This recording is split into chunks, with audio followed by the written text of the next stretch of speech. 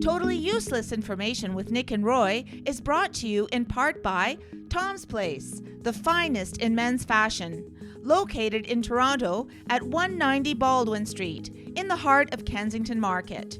Or visit toms-place.com. Hello, and welcome to Nick and Roy's Best of and Blooper Show. Some of you might be thinking, well, what's the difference? In this hour, we will showcase some of their interesting guests, funniest segments, bloopers, and much more. Let's start with Nick and Roy's conversation with Dr. Dituri, an American biomedical researcher and former naval commander. Also known as Dr. Deep Sea, he set out to stay in an underwater pod for 100 days. Thank you for joining us, and we are really pleased today to have a very special guest. Now, Roy, usually I tell the audience that we clean up the studio when we have special guests, to which you say, why? I guess you could say we hose down the studio. And the reason why we hose down the studio is because our very next guest has been living underwater, as at the time of this recording, has been living underwater. Wait a minute, What? Nick. There's something fishy about this. Hold on. So he's been living underwater. His goal is to make it to 100 days, which will actually hopefully be a Guinness World Record. We don't want to be schooled today on this show. School. Yeah, Very funny, Nick. exactly, yes. So after 28 years of service in the U.S. Navy, he's now retired, but he decided, you know what, retirement is just for old people. So let's do this. Let's go underwater. He calls himself Dr. Deep Sea, and it's because he's currently on the quest to live underwater, like I said, for 100 days. He's an associate professor at the University of South Florida and is looking to break the Guinness World Record. Now, we have asked him to come online, and we asked, well, does he have Wi-Fi? Well, of course he has Wi-Fi. We found him 22 feet below the surface of Key Largo Lagoon. Welcome, Dr. Joe Dituri. Hey, how are you guys? Thanks for having us. It's great. That's wild. I'm telling you. First off, we get some great guests on this show. We had a guy that hasn't worn shoes in like 20 years. He literally is barefoot for 20 years. Goes into restaurants, and it's crazy. But never had we had somebody in the process of breaking a world record, but not only that, underwater. Yep. And this is amazing. So tell us why. Yes, why? That was my first question. Why? The why. Okay, the why is a bit long, but the Reader's Digest condensed version is that my entire life has kind of pointed me down this road. I did 28 years in the Navy, as you said, and when I retired from that, I got a call from James Cameron, the filmmaker, saying, hey, come out. I want you to look at my submersible out here in California. I just did this dive, and I want to loan it to Woods Hole Oceanographic, and you're an expert submersible guy, because that's kind of what I did in the military, and, hey, I want you to check out the evaluation of it. Okay, no problem. So I go there. Hold on, excuse me 1 second for interrupting. Yeah, I know. James Forget Cameron, about it. the Titanic guy, the Avatar guy, he called you up and said, "Could you help me?" His people called me. Don't get me wrong. I'm not friends with this guy or anything. Oh, but, come on. Yes, you are. Come on. You know him. Yeah. Do you know him? But you know James Cameron. Yeah. Yes. Okay. It's the same way I feel. I once touched Heidi Klum's shoulder, and I tell everybody I touched Heidi Klum. Yeah, until the same thing. Until the restraining order kicked in. Right, of course. so on. Sorry to interrupt. So you helped him out with this, and then what happened? So I go to his house, right? And it's all the way in the back in California. It's on this private piece of land that's huge. So I go back there, and I'm walking his dog on the beach, and I'm talking with the guys, and we're just kind of like, okay, what do we want to do with this? And they wanted me to write a report. Okay, so they gave me all the data, all the information. I looked at the submersible. I climbed in and out of it, yada, yada, yada. And I look, and I take all that information, and I go home, and I start to write the report. And I see that he had collected a sea lice. And sea lice are usually teeny tiny, like just the little size of your pinky nail, right? And they just bother you underwater, and they make you itch. He collected one that was about 14 inches long. It's albino. He pulls it up, brings it to the surface. We pull the DNA sample off it. It's a partial cure for Alzheimer's. What? Yeah, I know. I was like, all right, forget about it. I said at that point, it was December 24th of 2012, and I said, everything we need is in the ocean, or everything we need is on this planet. Yin, Right. yang, black, white, disease, cure. It's here. So this is an entire ecosystem. It makes sense that it's here. So I said, if you're going to find what you need to find, you got to look where you haven't looked before. And where are you going to look? Well, let's look at the Right damn there, ocean, underwater. Right? Sure. Why not? Nobody's looking there. So 10 years ago, when that all came to play, I said, okay, it's time. We got to live underwater. Because look, man, I grew up in Long Island, New York. I moved here from Italy, right? We get there from Italy, we move into a new house, and I didn't even know that around the corner, just like diametrically opposed on the corner, I was on the corner of 5th and 2nd. He was on the corner of 6th and 3rd. And his name was Brian. Turned out to be my best friend. But it took me several months to find him because he was all the way around the corner. I couldn't look that far. I wasn't allowed off the block, da-da-da-da-da. Long story short, if you live in a place, you will find all the cool things. Like I said, I got a lobster friend right down here named Fred. He just molted, and I literally watched him molt, shed his shell. There's a lobster family across the street. I call them the Partridge family. Why? On account of because. Yeah, I because like you think they love you. You think they love you. That's why. Yeah. All right. So you're right. No, because, but I'll tell you. Yeah. What do you drink now? Now, how are you getting? How's he getting food and water? So I get food delivered down to me on a regular basis because there's no storage room down here, right? So Everything I have is Grubhub comes down. Grubhub. Yeah, no, man. I eat very cleanly. I'm 6'1", 220 pounds. I'm a big guy, but I work out a lot, and I don't eat crud, right? So I don't eat pizza, for instance. Okay. See, that was my question. Here, Do you have a pizza delivered? Okay. So you answered that question. Thank you. yeah, not my scam. But you got to cook everything. For instance, you're down in a pressure, and when you're down at pressure, you increase the partial pressure of oxygen. So that means it feels like there's more oxygen down here, which lowers the ignition point of everything. So you can't cook down here. Right. So you can use a microwave, and that's the only heat-producing device that you can have. Everything else has to be LED, low electrode. You can't have devices plugged in. It's a big deal, right? I don't want to go on fire. That's a bad thing. No. So here we are doing this, and I'm able to cook down here, but only in a microwave. So, like, I make a mean poached salmon, guys. I make a mean poached salmon. It's really good stuff. Well, don't you get sick of seafood? Don't you feel bad eating them? Like you look at them for a while, and then you grab a lobster and throw them in the microwave. You can't. The beautiful thing is we're in a marine sanctuary, and those friggin' lobsters know it, right? Like the lobsters walk with reckless abandon. They're like, they know that. They know they're protected, right? Totally. Okay, so you microwave some stuff. Have you brought any fresh fruit? Yeah. Interestingly enough, I brought fresh fruit down. Yeah. I brought bananas down. Bananas, okay. And when we brought the bananas down, one of the bananas was a little bit overripe, and the bottom of it, because it's a sealed case, unlike oranges, which are porous, apples, which are porous, the banana exploded. Oh. It was freaking hilarious. Yeah. From the pressure. Because the pressure, it's like 1.65 times the pressure that you're at right now. So basically, it just went. What's the constant temperature? Right now it's 75, but I have an air conditioner, and the air conditioner's purpose is to dehumidify this place because I live underwater and I'm in a 100% humid environment. I mean, look at my hair. It's all jacked up every day. You're listening to Totally Useless Information with Nick and Ray with our very special guest, Dr. Joe Dituri. He is 22 feet below the surface of Key Largo in a tank. Now, this is not just any ordinary tank or a pod. Is this like a hotel or something? Can other people come down and book a space? Absolutely. You can book a stay down here, and anybody can. Anybody can come live down here. Now, let me just tell you, this is not the Marriott, right? This is So hold on. the biggest. You're telling us to dive? Is that what you're telling us? You guys are funny, man. You're killing Nick, you shouldn't have gone there, okay? This man is doing this. He has a purpose. That's right.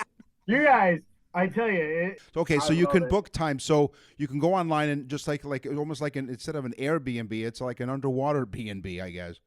100%. So you Okay. can come, you can stay, but the beds are basically twin sizes, the biggest Are bed. they water beds? I had to They are go there. not water beds. Okay. 20,000 out of work comedians, and this guy's trying to be funny. Killing me. Well, the key word there is trying. Yeah. Gee, So thanks the for top bunk is Yeah. only about as wide as my shoulders. Thank God Okay. I'm the big guy and I never sleep in the top bunk, right? Okay. So, I mean, it is not someplace where you can hang. Yeah, I got a legitimate question. So you are also obtaining data while you're down there for scientific purposes, correct? 100%. And that's really what it's about. The 100 days, I could care less. The record's 73 days, 2 hours. So, but that's not what this is about. This is literally about the scientific nature of the mission. I want to collect data on what happens to the human when they live underwater, under pressure for a long period of time. Because look, we are going to space, right? That's the "Where the hell is Hanksville" T-shirt, right? Hanksville is Mars Desert Research Station, and I was there on mission 192, and we're talking about going to Mars. Our closest home and transfer window right now is 6 months. That's the closest. So I'm looking at being down here just over 3 months. So we haven't figured out the isolated, confined, extreme environment stuff yet. We haven't figured what your focal point changes when you only have a 15-foot visual acuity, right? There's so many things that have to be worked out. What happens to people when they're sort of isolated in this environment, right? You can lock out and go out and clean the window, which I do pretty regularly, but that's about it. You got nowhere to go. You got nothing to do. You can't go to. Yeah, I think I would kill Nick after 100 days. I'd probably 100 kill him. How about 100 Yes. hours? Dr. Joe, Yeah. thank you very, very much for your time and good luck with everything. Thank you, guys. That's Nick and Roy with Dr. Dettori. He managed to emerge after 100 days in the underground pod. When we come back, Dave Phillips from Environment Canada shares some of his favorite weather stories. You're listening to the Blooper and Best of Totally Useless Information Show with Nick and Roy. Welcome back to the Blooper and Best of Totally Useless Information Show with Nick and Roy. Listen, laugh, and learn.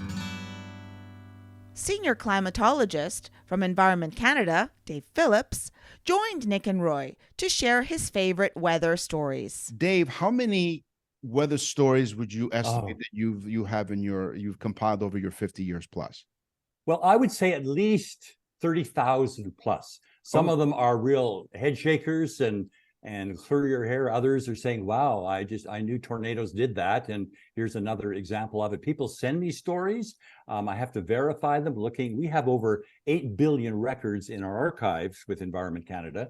So I can check to see whether a storm did occur on that occasion. But hey, I think it's very, to me, it's entertaining. I think I learn a lot. I love to look at stories from the past and really, gee, wow, I've been invited to more wine and cheese parties to regale people about the weather history of our past. And we want to hear about stories not in Toronto or Ottawa or Washington. We want to hear about it from our own hometown and how we have seen and we've survived. I got a couple that I'd love to share with you. Sure. I mean, hard to break down only 3 or 4 of a list of 30,000, but we have time. We have lots of time. We'll use this. Okay. I mean, we can set up a cot. We're ready to go. No, you can start with one of your favorite. Like if someone came to you and said, hey, what's the most favorite weather story you love to Your tell? all time, yeah. Well, I mean, we are in Canada. We are the snowiest country in the world. No question about it.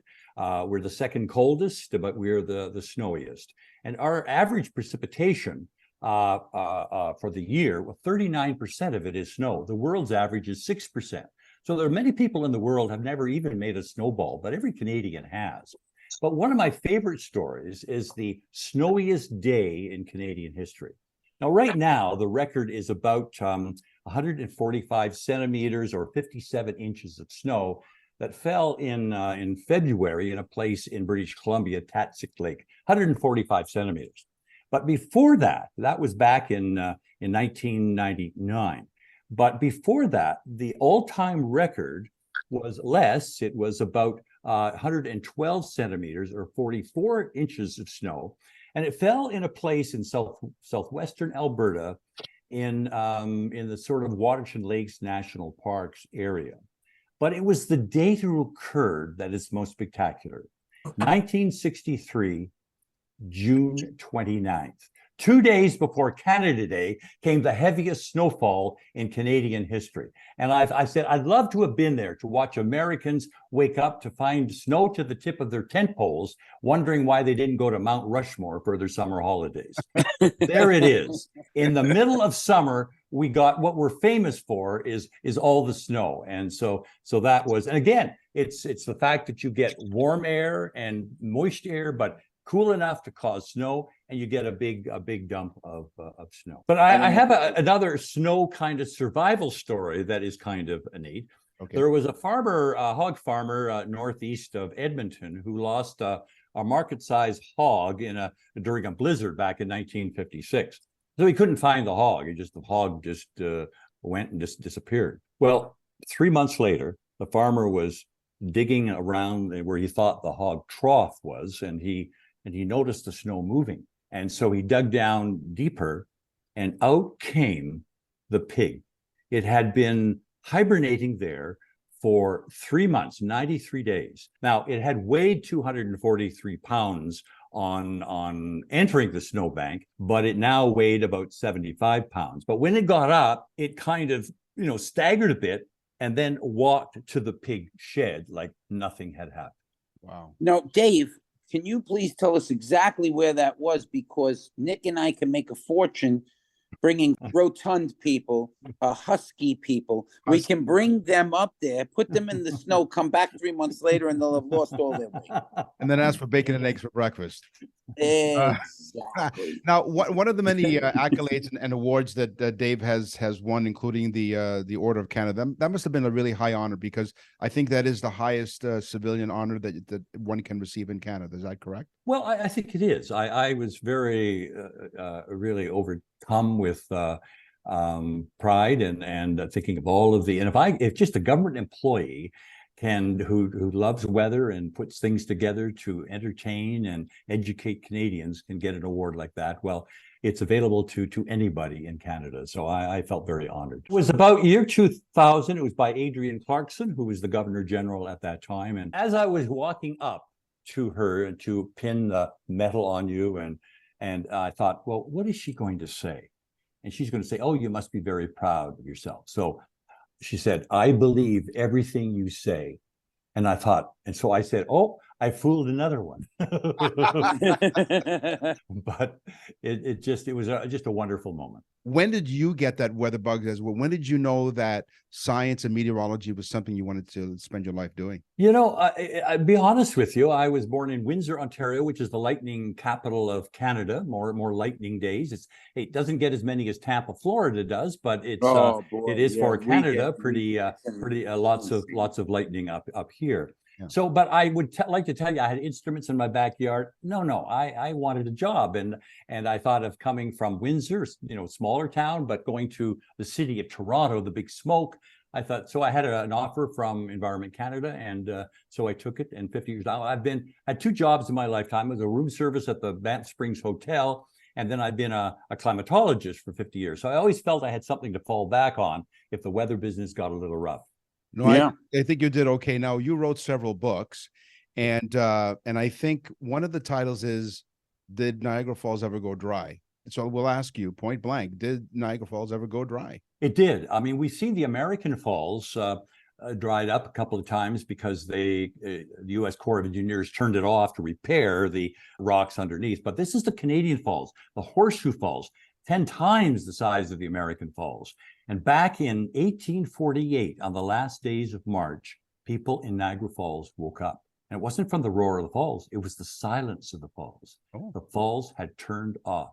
And people from Buffalo and from Hamilton, they came down in droves to watch this incredible wonder of the world gone dry. People walked out on the riverbank and into the dry riverbed. You could see some of the pools of water and fish and other animals just floundering in the water. But there was even a U.S. cavalry walked up the dry riverbed, and people picked up muskets and bayonets and tomahawks from the War of 1812 as souvenirs. There was even a group of people took timbers that were submerged under the falls and made furniture of it later on. And so the churches were filled. Back then, when you couldn't explain what had happened, people thought it was the end of the world. It was clearly divine intervention. It was clearly you were not living the good life, and you had to come to grips with it. And meantime, it was Nick who stuffed up a toilet. Well, it was a stuffing up, exactly, because 30 hours later, somebody could hear that sound, and the falls resumed itself. What had happened, guys, was in Lake Erie on the sort of the neck into the Niagara River, the ice had broken up and had wedged in there and had blocked the flow of Lake Erie. Well, back then, there's no meteorological service. There's people didn't really know about it. It was a distance away. And so they And had what no year was explanation. this? 1848, March the 29th. But March on April the 1st, the falls resumed itself and people went back to a normal living. That's Environment Canada's Dave Phillips. Sometimes on the show, things do not go as planned.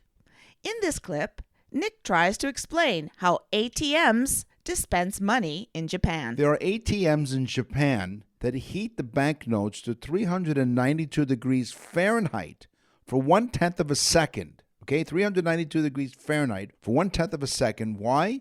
To decontaminate the bills before they're issued to customers. And as a result, the first time you said it, it sounded like you were speaking Japanese. Yes. Dodiki. It was to decontaminate the bills. The bills after this process are 90% bacteria-free. Elvis was also somewhat of a superstitious 3-2. Elvis. Superstitious. He played. You're listening to the Blooper and Best of Totally Useless Information Show with Nick and Roy. It's time to gear up for fall with cool fashions, cooler weather, and a very cool Kensington market. Hello, this is Cool Nick and Cool Roy for Tom's Place. I like the way you did that. That's right. Where the cool guys in Toronto shop. So check out the latest fall fashions that have just arrived. And hey, it's Tom's Place. So even the new arrivals are on sale. Fall colors, new patterns, fresh designs. So check out the fabulous collection of designer suits, regularly $650. For our listeners of the radio show and the podcast, $375. You heard it right there, slashed to $375. Wow. Pick out a couple of sports jackets while you're at it. Dress up for the office or down for the weekend, or a wool top coat for 50% off on our first floor. Play it cool at Tom's Place like we do at Tom's Place, 190 Baldwin Street in Kensington Market. Visit Tom's at toms-place.com. That's TOMS-place.com. Don't miss the Kensington Market Jazz Festival, September 19th, 20th, and 21st in venues throughout Kensington, including Tom's Place. For the complete lineup, see kensingtonjazz.com. That's kensingtonjazz.com. Tom's Place. They'll suit you.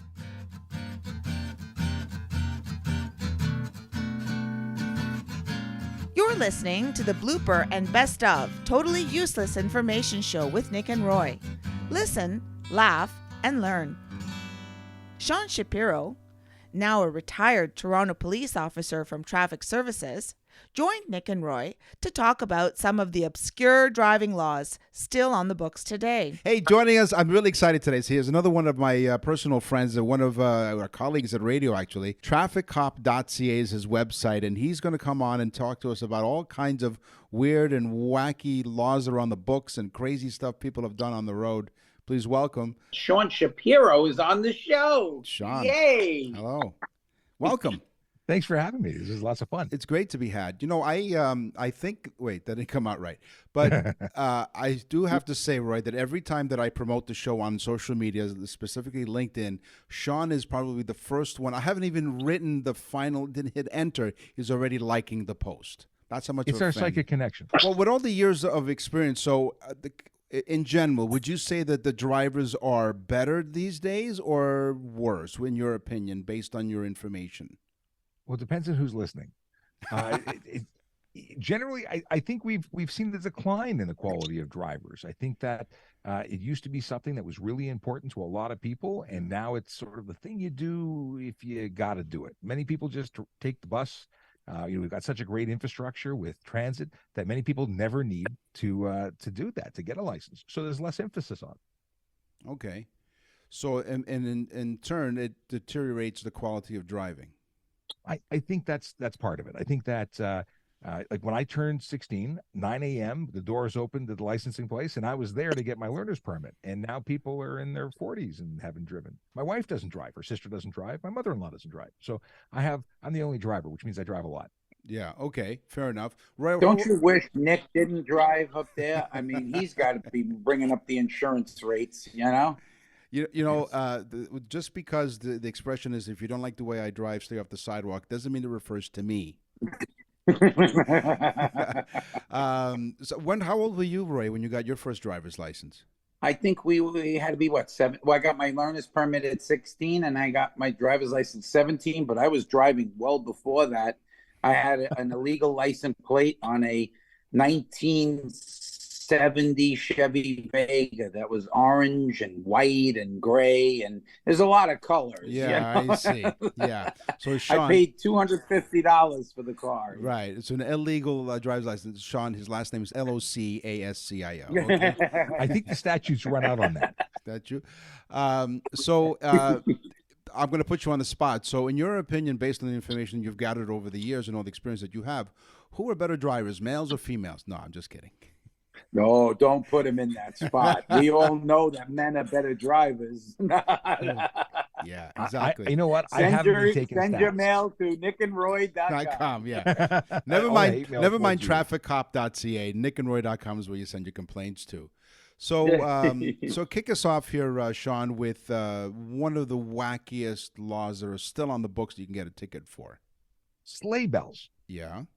Yeah, under the Highway Traffic Act, you can be charged for having no sleigh bells, because every person traveling on a highway with a sleigh or sled drawn by a horse or other animal shall have at least 2 bells attached to the harness or to the sleigh or sled in such a manner as to give ample warning sound.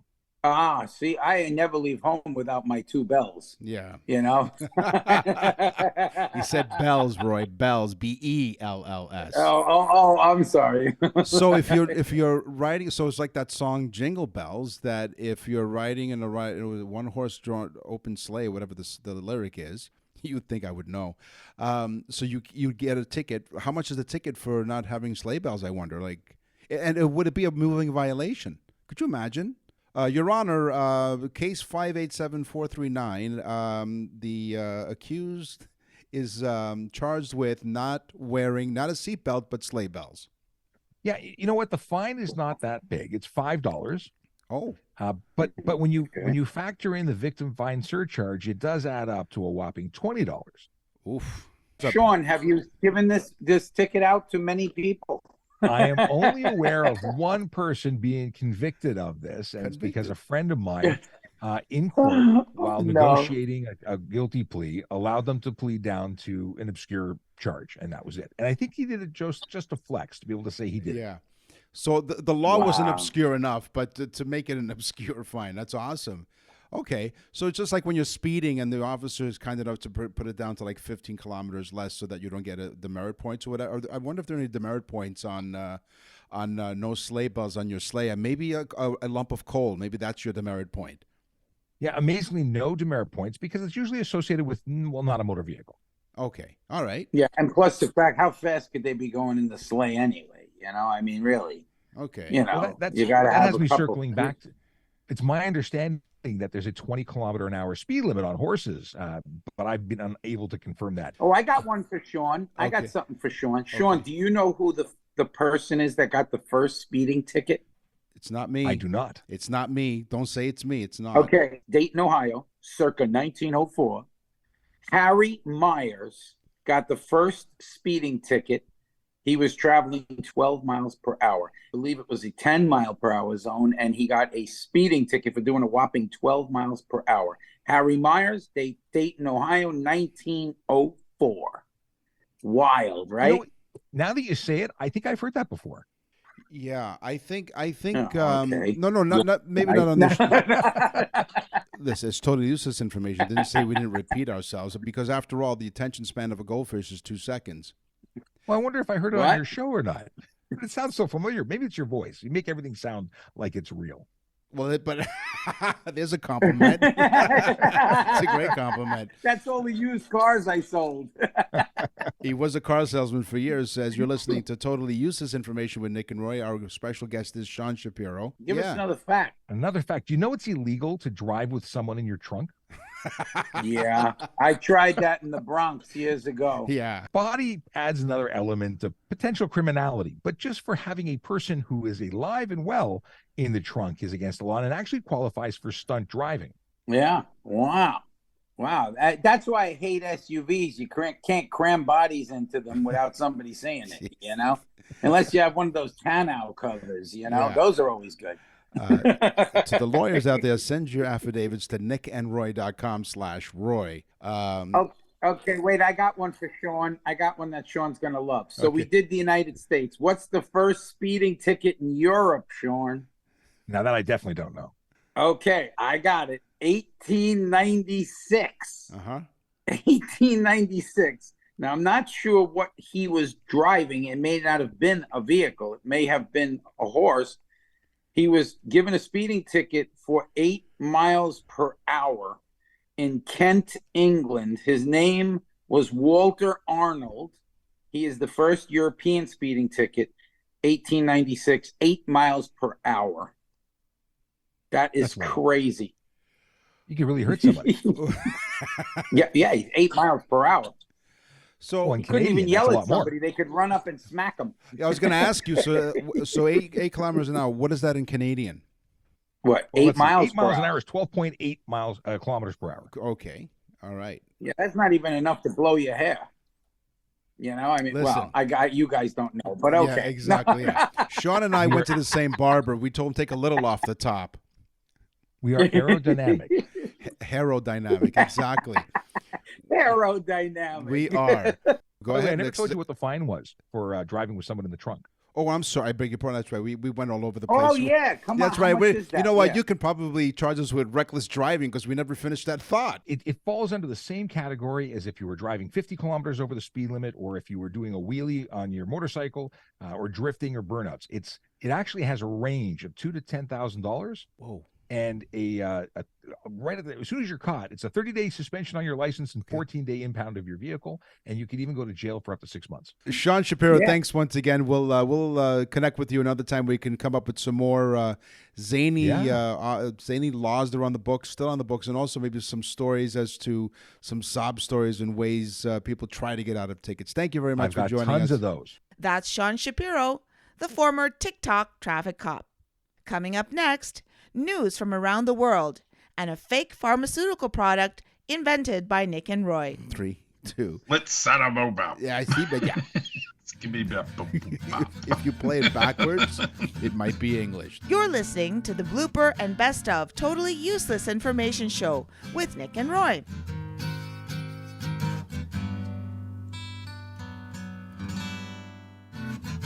Welcome back to the Blooper and Best of Totally Useless Information Show with Nick and Roy. Listen, laugh, and learn. Nick and Roy have an amazing product. Special birthday and anniversary messages for your loved ones. Now, we get a lot of mail, folks, but honestly, most of the mail that we get has to do with either the birthday message recipient or people that heard the birthday message. If we get 100 emails, honestly, 40, 50 of them are about the birthday messages. And it's because it's such an amazing gift. It's reasonable. It's very inexpensive. Mhm. And we do a mini show for the date that person was born, or an anniversary date. We do a show about what was happening on that date. Useless information. And we do a whole mini show. Go to nickandroy.com. Go to the Nick and Roy store. click on birthday message. You'll see there's a sample. Hit the sample. You'll get to hear one. It's phenomenal. It's one of the best gifts that you'll ever give to somebody, especially somebody that you say has everything. They don't have this. Here's an email that I got from somebody who just did recently. She says, "Thank you, gentlemen!" Exclamation.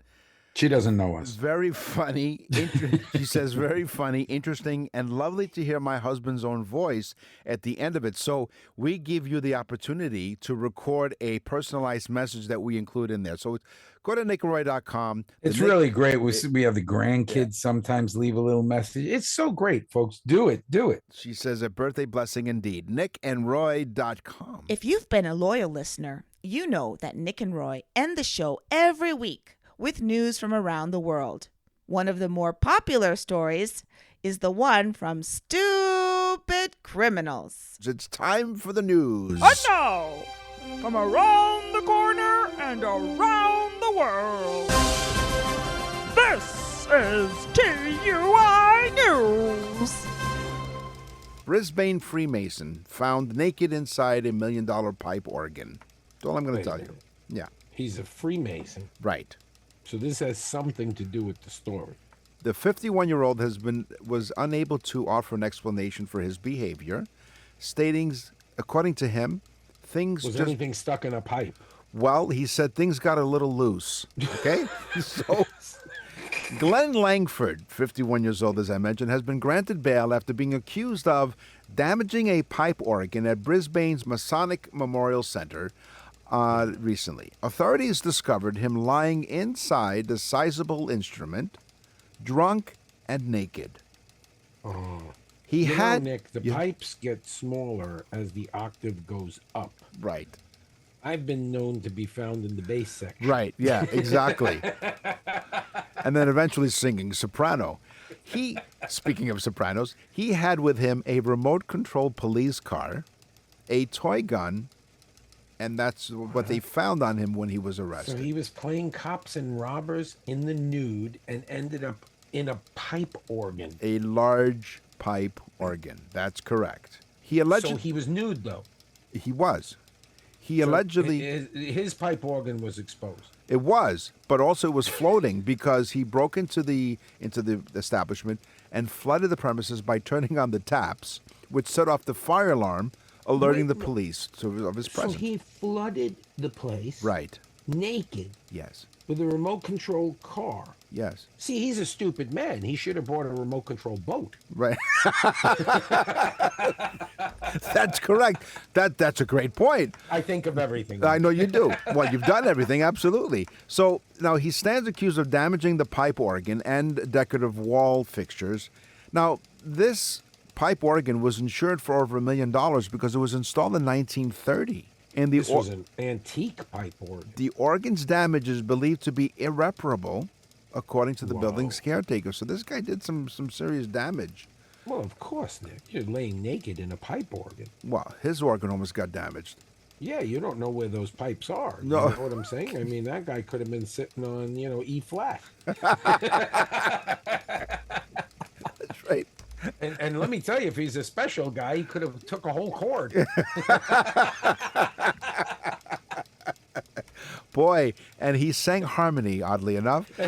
Langford's lawyer told the court that his client had drunk a bottle of Johnny Walker Scotch. A bottle. Oh, so this guy was really gone. And he entered the building with every intention of distributing food to the homeless. Which he said to himself, the homeless will be in a Masonic temple at 2:00 in the morning. Yes. According to the court records, they heard that Langford had recently lost his job and begun drinking heavily due to the breakdown of his 16-year relationship. Oh, so this guy lost his wife, his job. Yeah. I mean, he's a walking country western song. He is. Which, by the way, Roy has written a country song or two as part of his many things. That's why he was in the pipe organ. He was playing like, "Don't break my heart." In E, and you know what? In E flat, ironically enough. But so, I mean, you know what? Based on your email, on your mailbag, where you said the couple got together because they're listening to our show. See, this was Langford. This was his problem. This was Mr. Langford's problem. He did not listen to Totally Useless Information with Nick and Roy. He was released on the condition that he not venture within 100 meters of the center. When queried as to why he was found naked in the Oregon, he told the news station he does not have an explanation. Well, of course not. Like, how could you explain that?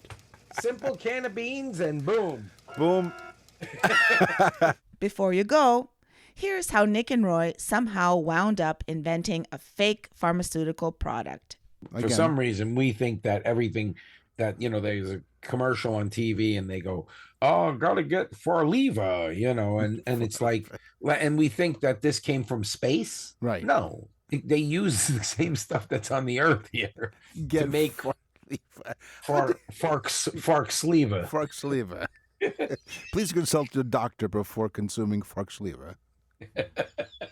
Side effects. I like it. It's a marketing genius. It is. Farxleva. We recommend that you take based up. Please ask the your commercial. doctor. I could just see it now. Why not take it? What the fark? Consult your doctor for further information. Farxleva. Some side. Even a jingle. So, check your doctor. Check with your doctor before consuming this product. Also, some side effects include more time on your hands because you have less of a social life. They're all the same side effects every time. I know, exactly. Swollen, dizziness, blah, blah, blah. That could lead to death. It's like, what the hell is that? And people are like, prancing in the fields or something. They're really, really happy, but can cause death. Yeah, wow. And please don't take this while operating machinery, driving, or breathing. Farxleva, available on Amazon. Don't even ask your doctor. He seriously doesn't know what he's doing. What you should do is ask your doctor and record his response. Where the hell are we anyway? We've just taken Farxleva, and these are one of the side effects. Side effects is just blurting out stupidity. Which we do every week on Totally Useless Information. We're ODing on Farxleva right now. We want to thank you for listening to the Blooper and Best of Totally Useless Information Show with Nick and Roy. Next week, they will celebrate 300 episodes. 300. Can you believe it? They will look back at some of the highlights since the show started 6 years ago. This is the Voice Lady. On behalf of all of us at Totally Useless Information with Nick and Roy. Thanks for listening. Totally Useless Information with Nick and Roy has been brought to you in part by Tom's Place, the finest in men's fashion. Located in Toronto at 190 Baldwin Street in the heart of Kensington Market. Or visit toms-place.com.